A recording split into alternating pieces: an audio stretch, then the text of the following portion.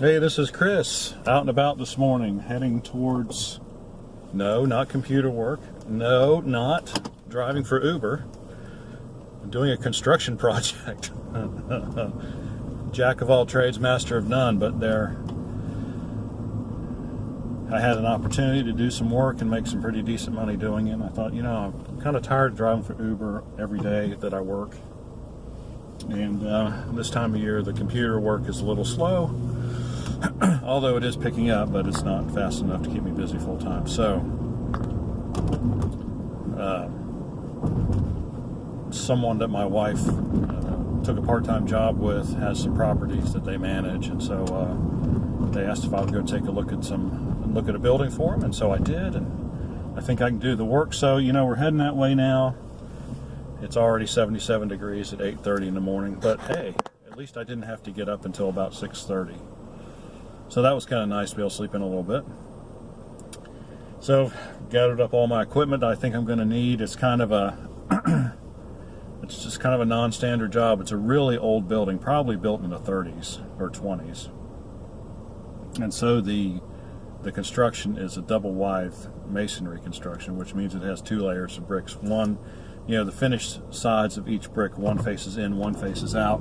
And so they lay those up and they just fill the cavity with mortar. And so, which, to me seems like, having been in construction as long as I have, and thinking about all the risk you're taking by not having a reinforced wall, with some steel and some concrete in it.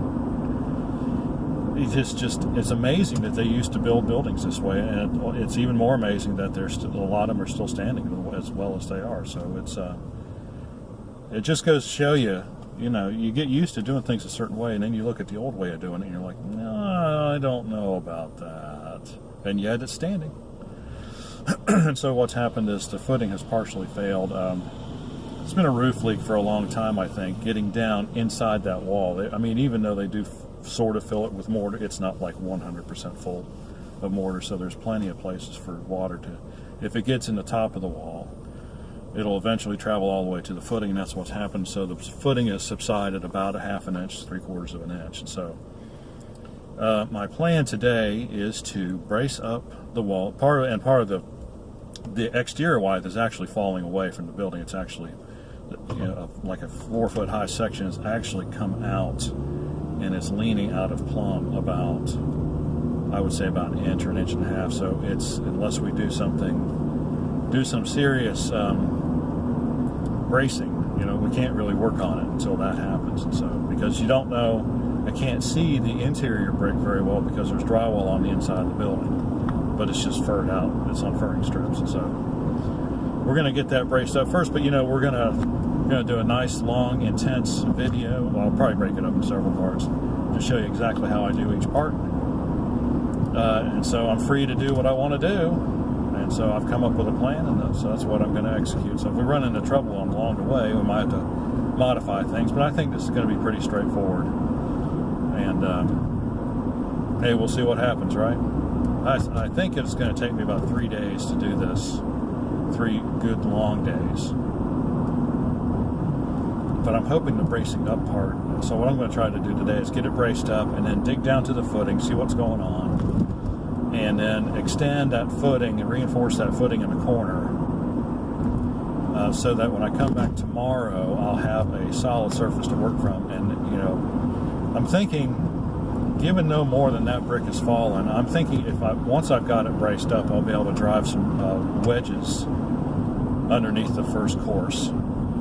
Once I'm sure those first couple of courses are stabilized and in concrete, embedded into concrete, and really there to stay, then I can brace up and then use some non-shrink grout in that initial crack, and hopefully that will bring everything back up to snuff. And then it's just a matter of taking a hand grinder and grinding out all the joints and repointing up all of those joints so they don't move anymore. So anyway, that's like a brief overview of what's going on. And I will see you when I get there.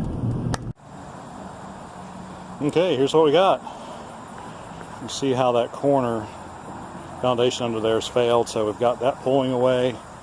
If you look down through there, so that's what I'm going to try to get straightened back up today.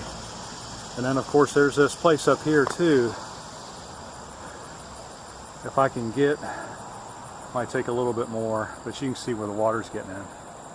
Right there at the end. I mean, it's just basically wide open. I'm just going to get a big piece of sheet metal and cover that up when I get done. But there you go. That's what we got ahead of us.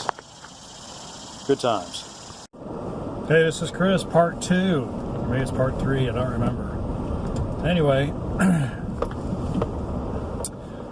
got to the job site this morning, ready to rock and roll, put in a couple braces, and it looks like that bracing system would have been effective. Except for one small problem. The termite guy shows up for termite inspection. I knew he was coming, but I didn't know there was a termite problem. Of course, turns out I didn't know how the building was constructed. And so he asked me to cut out a couple holes in the sheetrock, and I expected to see some wood furring strips, you know, attached to some masonry with some sheetrock on them. Well, it turns out it's framed insulation. I mean, it's framed wall framing. It's awful, and it's infested with termites. That's the big takeaway, is that the entire wall system is infested with, well, it was infested with termites. Now they're gone. I guess they got what they wanted and left. But they left behind a looks like a 4x8 sill plate. I wish that thing was still good, but I could step on it and easily crunch it down about 3/4 of an inch. So it's no good.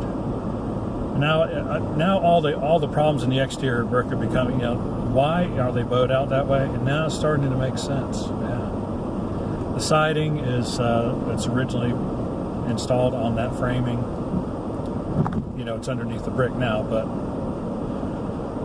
they put it on 45. It's just 1x4. It looks like pretty nice wood. Unfortunately, a lot of it has been eaten up with termites too. And plus, there's been an ongoing roof leak for quite some time that has ruined the whole corner of the building. So yes, it looks like this is going to turn into quite the job. And so had to regroup. Had to go back over to Lowe's and get some more 2x4s. Going to have to jack the roof up just a tad. Put some stiff knees under the under the roof trusses. They're not really trusses, but somebody's tried to make them into trusses. I don't know. It's an old building. And that's all you need to say. Oh, I can go straight here. And so tomorrow's project is going to be to tear down the entire brick wall on the eastern side of the building, which, you know, I had not counted on. Of course, which brings up the interesting question of who's going to lay the brick back. Well, it's going to be me, but it's been a while since I've laid up some brick. Fortunately, I know exactly how to do it. I watched it. You know, if you watch something enough times, you learn how to do it. And I have laid some brick in my own house. That looks good. But it took me a while. So what I'm going to have to do, to be fair to the client, is I'm going to have to look and see what, you know, bricklaying typically pays per cube or whatever. I don't know. I really don't. I know, and I don't know what it is lately because I haven't been really in construction for 7 or 8 years, and so I'm sure the price of everything's gone up. But there is a handbook for that. It tells you how long it should take you to do everything. That's how estimators estimate jobs. So I'll take a look at that, and I'll have to revise my proposal. And of course, it's going to be a lot more money because it's at least 2 more full days of pretty heavy work. So I'm looking forward to it. It's turned into a challenge. So hey, I'm a little bit ambivalent about it because I had this nice schedule worked out for this week, and now that's blown. But at least it means I don't have to drive for Uber this week. So look at the bright side. And it means I'll probably take off Saturday because if I'm going to work tomorrow, Thursday and Friday, 3 heavy days, I'll probably take off Saturday. Unless I've got something that I can go down there and do that's kind of easy, but I don't know if that's going to be the case or not. This job could well take the majority of next, well, it will take this week and quite a bit of next week too, I think. If I end up doing all of the work myself. The wall is 18 by like 10 feet tall. So that's 180 square feet of brick. That's pretty many. So it could take me a couple days to do that, at least.